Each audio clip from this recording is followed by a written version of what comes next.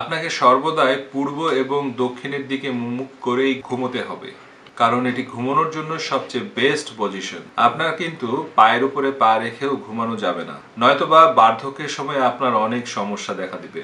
আপনি উল্টো হয়েও কিন্তু ঘুমোবেন না, কারণ যারা উল্টা হয়ে ঘুমায় তাদের মনে সর্বদাই খারাপ চিন্তা আসে। আপনি কিন্তু সোজাসুজি হয়েও ঘুমাবেন না, কারণ এতে নেগেটিভিটি আর ভয়ঙ্কর দুঃস্বপ্ন আসে।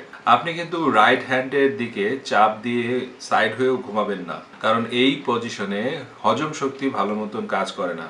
আপনাকে সর্বদাই লেফট সাইডে কার্ভ হয়ে ঘুমোতে হবে, কারণ অন্যান্য পজিশনের তুলনায় এই পজিশনে হার্টের মধ্যে ভালোভাবে রক্ত সঞ্চালন হয়। আপনি সর্বদা নিজের ফেস এবং পা ধুয়ে তারপরেই ঘুমাবেন, এতে করে পিম্পল হবে না আর ঘুমটা হবে অনেক শান্তিময়। ঘুমোতে যাওয়ার আগে মোবাইল দেখা, টিভি দেখা, পানি খাওয়া সবকিছু বন্ধ করে দিতে হবে।